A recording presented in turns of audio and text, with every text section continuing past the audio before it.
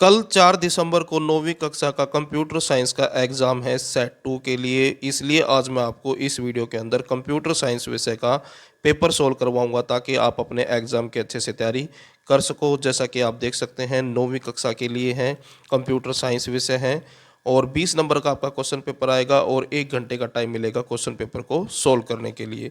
1 से 10 तक सभी क्वेश्चन 1-1 नंबर वाले होंगे, यानी कि एमसीक्यू वाले होंगे। 2 क्वेश्चन आएंगे 2-2 नंबर के और 2 क्वेश्चन आएंगे 3-3 नंबर के। यहाँ पर इंस्ट्रक्शन में ये बताया गया है कि 1 से 10 तक सही उत्तर पर टिक मार्क लगाएं, क्योंकि आपको आंसर शीट नहीं मिलेगी, क्वेश्चन पेपर पर ही आंसर लिखना है, तो इसलिए आंसर के ऊपर टिक मार्क लगाना है। अब क्वेश्चन देखते हैं। पहला क्वेश्चन है, what is the default extension of M S Excel. M S Excel की जो है डिफ़ॉल्ट एक्सटेंशन क्या होती है। जब भी हम किसी भी एप्लीकेशन के अंदर हम कोई फाइल तैयार करते हैं और उसको सेव करते हैं तो वो डिफ़ॉल्ट एक्सटेंशन के साथ सेव हो जाती है, क्योंकि सेव करते टाइम सिर्फ हम नाम लिखते हैं, एक्सटेंशन एप्लीकेशन अपने आप ही ले लेती है। तो यहाँ पर एक्सेल में अगर सेव करोगे तो वो .xlsx यानी कि इसके साथ सेव होगी। तो ऑप्शन सी जो है आपका आंसर है। दूसरा क्वेश्चन है, which of the following is an active cell in Excel. Cell Excel के अंदर एक्टिव सेल कौन सा होता है, यानी कि जिस सेल के अंदर हम काम करने के लिए तैयार है, यानी कि जो करंट सेल है वही एक्टिव सेल होती है। तो इसका आंसर जो है ऑप्शन ए है। उसके बाद तीसरा क्वेश्चन है, insert data, format page number and insert auto text are buttons on the dash tool bar. तो ये सारे बटन पाए जाते हैं फॉर्मेटिंग टूल बार के अंदर। तो ऑप्शन ए जो है आपका आंसर है। उसके बाद फोर्थ क्वेश्चन है, the letter and number of the intersecting column and row is the cell address. तो वो कहलाता है सेल एड्रेस। तो इसका आंसर होगा ऑप्शन सी, यानी कि जो ये कॉलम्स हैं, कॉलम इस तरह के होते हैं और ये जो रो हैं और आपस में ये जो इंटरेक्ट करती है, आपस में एक दूसरे को काटती हैं, तो ये सेल बनते हैं। और जो कॉलम है उसको रिप्रेजेंट करते हैं कैरेक्टर्स और जो रो है उसको रिप्रेजेंट करते हैं नंबर्स। तो ये कॉलम है और ये रो है, तो यहाँ पर ये मिली, तो ये सेल जो है, इस सेल का जो एड्रेस होगा, ए कॉलम है तो ए और 1 रो है तो 1, तो इसका एड्रेस हो गया A1, यानी कि इस सेल का ये एड्रेस है A1। उसके बाद नेक्स्ट क्वेश्चन है क्वेश्चन नंबर 5।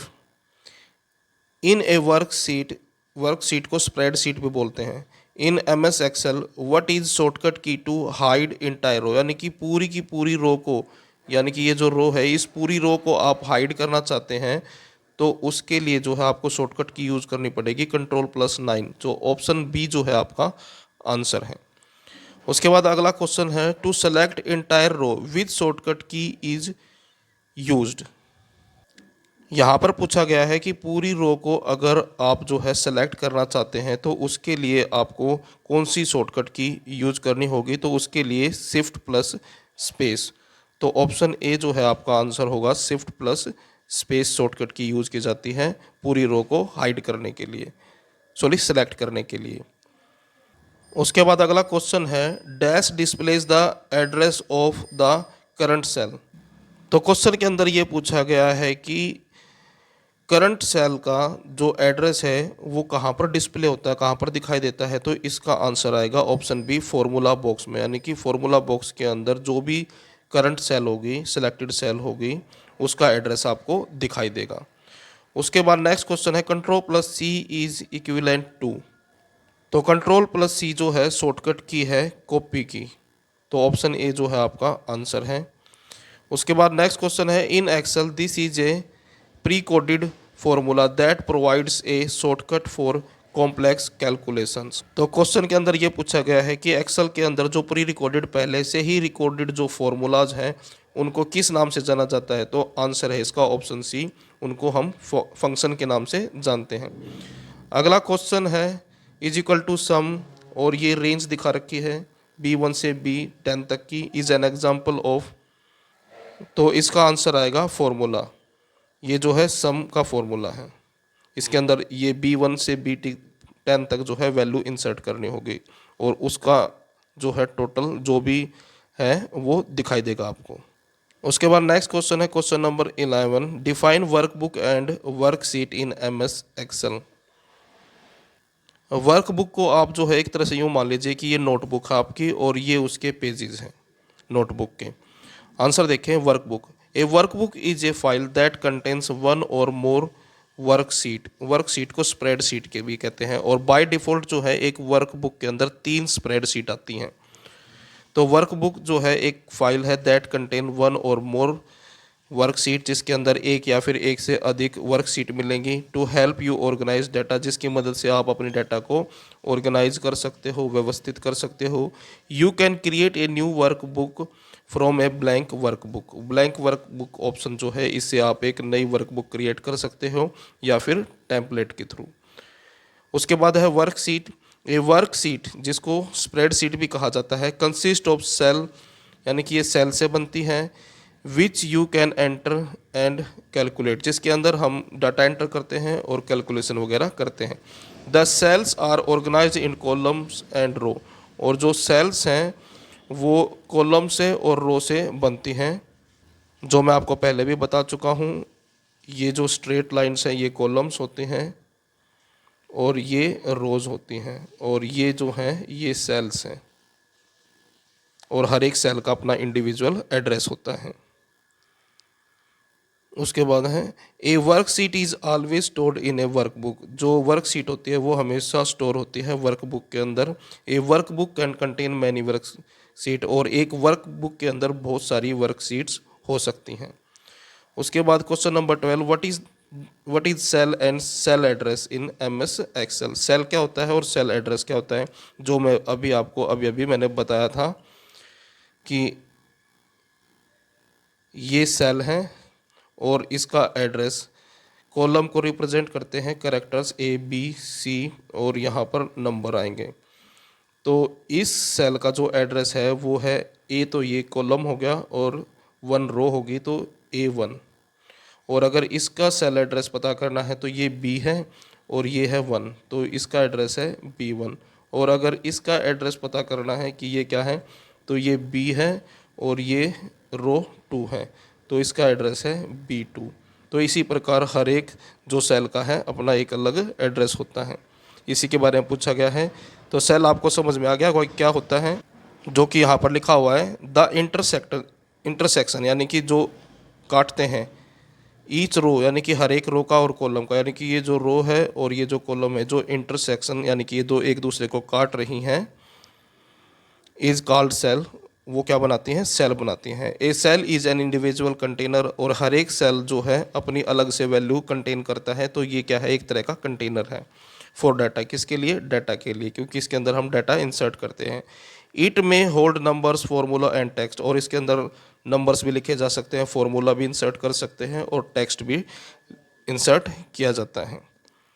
उसके बाद है cell address. A cell address is use to specified the intersection of row and columns of the letter and number on worksheet. यानी कि जो सेल एड्रेस है वो स्पेसिफाइड निश्चित करता है इंटरसेक्शन को, हर एक रो और कॉलम जो बनाते हैं उसको। उसके बाद नेक्स्ट क्वेश्चन है explain absolute cell reference and relative cell reference. यहाँ पर हमें एब्सोल्यूट सेल रेफरेंस और रिलेटिव सेल रेफरेंस के अंदर क्या डिफरेंस होता है वो बताना है। आंसर देखें, absolute cell reference in excel, excel के अंदर an absolute reference is a cell reference in which the column and row coordinates stay constant. यानी कि इसके अंदर जो डाटा होता है वो कांस्टेंट होता है, क्योंकि इसकी वैल्यू के सामने डॉलर का साइन इंसर्ट कर दिया जाता है, जिससे कि वो वैल्यू एब्सोल्यूट हो जाती है। और इसका बेनिफिट ये होता है कि वाइल कॉपिंग ए फॉर्मूला, जब हम फॉर्मूला को कॉपी करते हैं उस सिलेक्टेड रेफरेंस के साथ from one cell to another, तो वो चेंज नहीं होता है, वैल्यू जो है चेंज नहीं होगी। इसलिए यहाँ पर लिखा हुआ स्टे कांस्टेंट, यानी कि वो कांस्टेंट रहता है, चेंज नहीं होता है जब हम कॉपी करते हैं ए फॉर्मूला, यानी कि उस सेल के अंदर जो फॉर्मूला है उसको एक जगह से दूसरी जगह पे, तो जो चेंज ना हो उसी को बोलते हैं एब्सोल्यूट। उसके बाद है relative cell reference. A relative reference in excel is a cell address without the dollar sign, यहाँ पर डॉलर साइन यूज़ नहीं होगा। डॉलर साइन यूज़ करते हो तो वो एब्सोल्यूट बन जाएगा, तो इसके अंदर डॉलर साइन यूज़ नहीं होता। In the row and column coordinates, यानी कि जो रो और कॉलम्स का जो कोऑर्डिनेट्स हैं उसके साथ, लाइक A1 जैसे कि A1, when a formula with relative cell reference is copy to another cell the reference changes. तो कहते हैं कि यहाँ पर जो वैल्यू है, मान लीजिए इसके अंदर जब हम उसको कॉपी करेंगे एक जगह से दूसरी जगह, तो वैल्यू जो है उसकी चेंज हो जाएगी। The reference changes based on relative position, तो रेफरेंस जो है चेंज हो जाएगा किस आधार पर, रिलेटिव पोजीशन के आधार पर, यानी कि उसकी पोजीशन क्या है ऑफ रो और कॉलम, यानी कि रो और कॉलम्स की। तो सिंपल सी बात यह है कि यहाँ पर जो है वैल्यू चेंज नहीं होती है, जो भी फॉर्मूला आपने पुट किया है अगर उसको कॉपी करके दूसरी जगह ले जाते हो, और यहाँ पर वैल्यू जो है चेंज हो जाती है। नेक्स्ट क्वेश्चन है question number 14, what are the various types of chart, explain each. यहाँ पर चार्ट के बारे में बताना है। सबसे पहले है लाइन चार्ट। अगर आप क्रिकेट देखते होंगे तो आपने देखा होगा कि जो लाइनें हैं इस तरह की, ये लाइन चार्ट है। इट शोज द ट्रेंड्स, यानी कि ट्रेंड को शो करता है, यानी कि ट्रेंड अप है, ऊपर की तरफ है तो ऊपर की तरफ शो करेगा, और डाउन जाएगा तो ट्रेंड नीचे की तरफ शो करेगा। इन डाटा एट इक्वल इंटरवल्स, और इंटरवल्स के दौरान, यानी कि इक्वल इंटरवल्स के दौरान, क्या मतलब है, सेम समय के गैप के साथ। It is a useful for depicting the changes in value, यानी कि जो वैल्यू के अंदर चेंज होती है उसको दिखाने में ये बहुत ही यूजफुल है। ओवर पीरियड ऑफ टाइम, यानी कि समय के साथ साथ, यानी कि वैल्यू के अंदर समय के साथ साथ जो भी चेंज होगा उसको ये दिखाता रहेगा। उसके बाद है pie chart. It shows the proportional size of item that makes up only one data series to the sum of items. Pie chart इस तरह का होता है जो वैल्यू को शो करता है।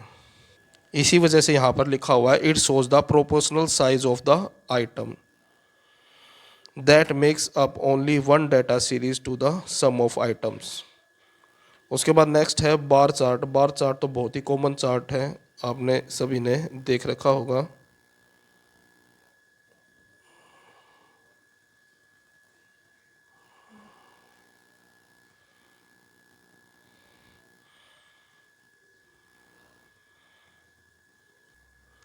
तो आंसर देखिए, data that is arrange in column और रो, यानी कि जो डाटा रो और कॉलम के अंदर अरेंज होता है, क्योंकि जो बार चार्ट होते हैं वो इस तरह के भी होते हैं और इस तरह के भी होते हैं।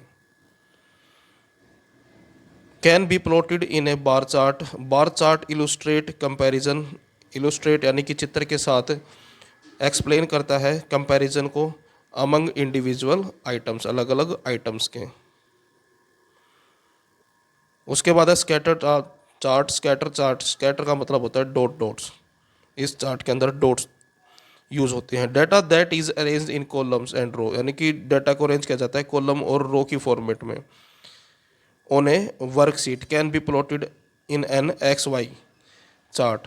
Scatter chart shows the relationship among the numeric value, यानी कि स्कैटर चार्ट जो है दिखाता है रिलेशनशिप, यानी कि संबंध न्यूमेरिक वैल्यूज के बीच।